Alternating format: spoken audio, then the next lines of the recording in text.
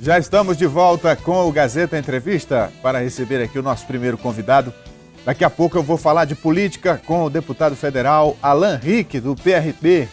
O deputado vem aqui fazer um balanço do mandato, falar dos últimos acontecimentos políticos lá de Brasília, essa turbulência política que o Brasil enfrenta e falar também, evidentemente, do mandato dele, dos projetos que conseguiu nesse ano de 2015. Deixa eu só dar um recado rapidinho aqui. Olha, o AcriCap Legal está de volta, hein? E agora, no próximo domingo, já tem sorteio, tem um Gol Total Flex 0 km e ainda 2 motos, uma Smart TV de 50 polegadas e o Giro da Sorte, que aumentou, hein? Serão 10 prêmios de R$ 1.200 cada. Agora você pode comprar o seu título do AcriCap Legal nos supermercados, nas panificadoras, nas farmácias, lanchonetes e vários outros estabelecimentos pertinho de você. E não esqueça, o título só vale se estiver selado, pois o selo é o seu comprovante de pagamento. Lembrando que o AcriCap Legal é um título da Aplub Capitalização com resgate em prol da APAI e adquirindo o título, você está doando 100% do valor do resgate à Federação das APAIs, contribuindo assim com os seus projetos. AcriCap Legal, sua sorte é mais forte aqui. E agora eu convido para cá o deputado federal Alan Rick, do PRB. Por favor, deputado.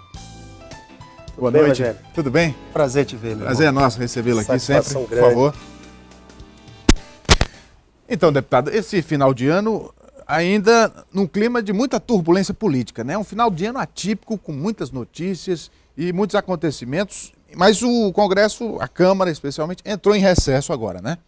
E como é que o senhor avalia, então, esse cenário político em que, apesar da turbulência, deu para produzir, né, em termos de legislatura?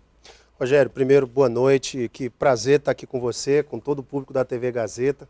Aqui eu me sinto em casa, principalmente aqui no Gazeta Entrevista, conduzido com tanto brilhantismo por você, por toda essa equipe querida. Tá vendo todo mundo aqui, tá vendo a Lígia, tá vendo todo mundo. É uma alegria muito grande para mim. Agora, Rogério, realmente, um ano de muita turbulência política. Cassação de Eduardo Cunha, impeachment da presidente Dilma, problemas no orçamento, enfim. O país passa por um momento de grande dificuldade e que a gente precisa ter muita sabedoria para poder lidar com todos esses problemas que o país enfrenta e que passam notadamente pelo Congresso Nacional. E você falou uma coisa importante, mesmo no ano de muita turbulência, nós conseguimos apresentar muito trabalho. São 22 projetos de lei de minha autoria, 3 PECs, inúmeros requerimentos, projetos de decreto legislativo e muitas ações em favor do Estado do Acre. E eu quero aqui citar algumas delas, se você me permitir. Nós conseguimos uma grande vitória para todos aqueles que fazem medicina no exterior, seja na Bolívia, no Peru, na Argentina, nos Estados Unidos, em Cuba, onde quer que seja. Nós conseguimos retirar uma emenda de autoria do senador Otto Alencar do projeto de lei do Senado, que é um projeto de autoria do senador Paulo Davin, que institui o Revalida. E o senador Otto Alencar, por ser relator da matéria, tinha colocado uma emenda que traria um grande prejuízo aos estudantes de medicina ou aos médicos recém-formados, que era a obrigatoriedade de fazer 2 anos de residência médica no exterior. Com muito apelo nosso, com um apelo assim, muito veemente, o senador retirou essa emenda e, desta forma, pôde salvar, né, a carreira desses médicos, desses estudantes brasileiros. A gente sabe, no Acre são quase 5.000 estudantes de medicina ou médicos recém-formados que teriam que voltar ou então fazer residência médica no exterior. Mas isso seria o muito Revalida continua, né? Revalida é importantíssimo, continua. No mesmo relatório, o senador Otto Alencar apresentou também a possibilidade, né, a obrigatoriedade do Revalida ser feito logo nos primeiros 3 meses após a conclusão do curso. Quando a pessoa já ainda está quente, né, ainda tem a disciplina, as informações estão ali fresquinhas. Então, é importante isso, a gente conseguiu uma vitória e também a aprovação do nosso projeto de lei que institui os free shops, as lojas francas. Eu sempre questiono aqui com os deputados federais, com os senadores, que o parlamentar ele tem que ir além das emendas, Exato. Porque ele também é responsável por legislar e legislar de uma forma que beneficie o seu Estado. Nesse sentido, esse projeto vem ter um impacto positivo na nossa economia. Eu acho fundamental. Eu sempre conversei com o setor produtivo, com o pequeno empresário, o cidadão que é pequeno empreendedor. Eu gosto muito de conversar com as pessoas que fazem realmente o Estado produzir. E eles sempre dizem, deputado, nós precisamos de lei que atraia o investimento, que facilite o empreendedor a gerar emprego e renda. E o nosso projeto de lei, que já foi aprovado na Comissão da Amazônia, a Comissão de Integração Nacional, ele é muito simples. Ele propõe a criação das lojas francas, dos free shops, nos municípios de fronteira. No Acre vai beneficiar Brasileiro, Pitaciolândia, Cruzeiro do Sul, Plácio de Castro, Assis Brasil, Chapuri. Ora, nós teremos vários municípios possibilitados a gerar mais emprego e renda. Ou seja, para nós que vivemos um momento de muita dificuldade, com queda do repasse constitucional para os municípios, é uma excelente alternativa. Então, eu acho que não é só isso. Nós criamos também outro projeto de lei nosso, o Fundo Nacional de Educação Ambiental.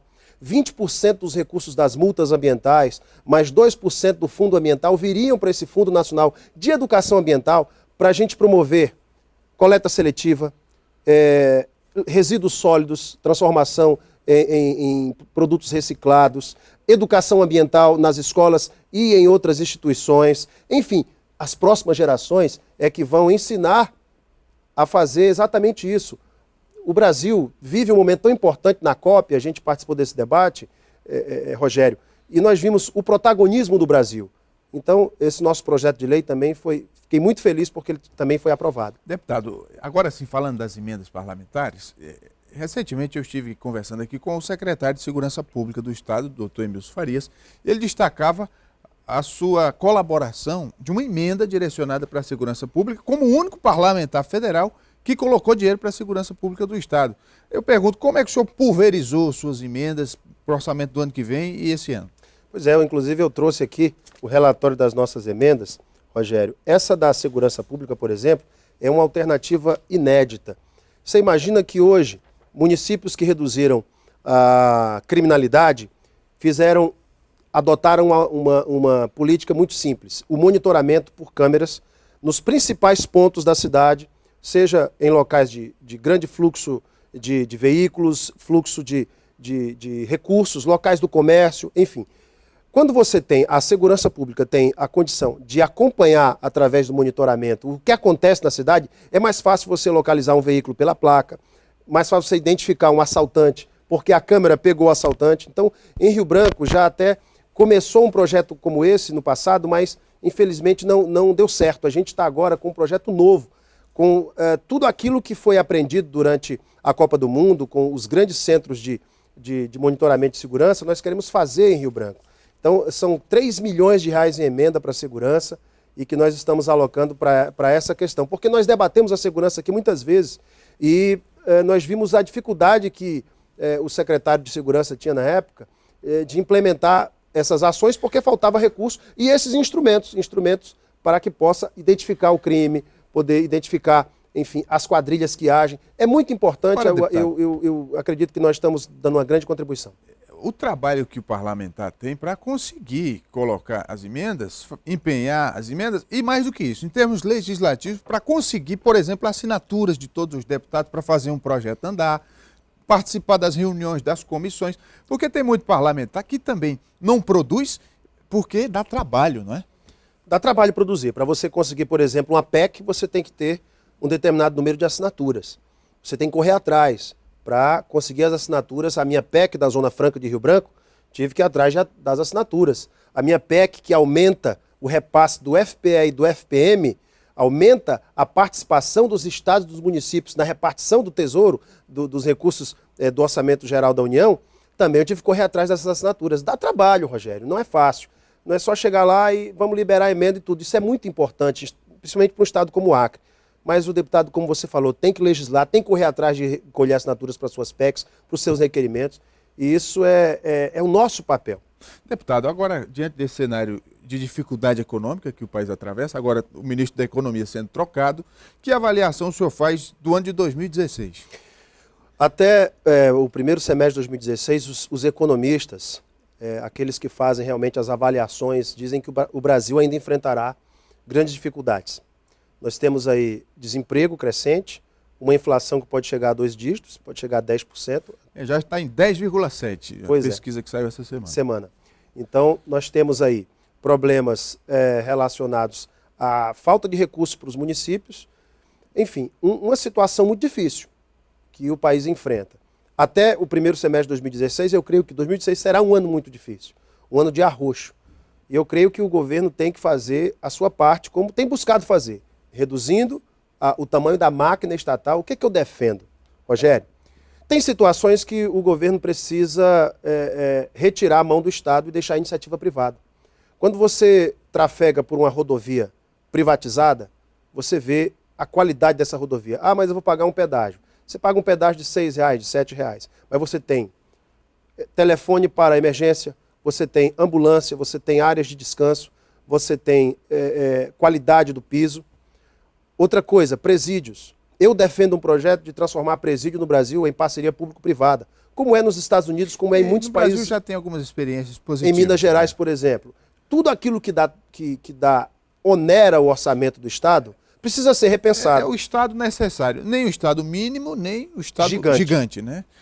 Deputado, saber pesar isso. Agora, essa questão do impeachment, né, que foi muito discutida. Agora, a última notícia foi essa posição do STF que deu um freio de arrumação no processo de impeachment. Como é que o senhor avalia isso agora com a volta do recesso, né?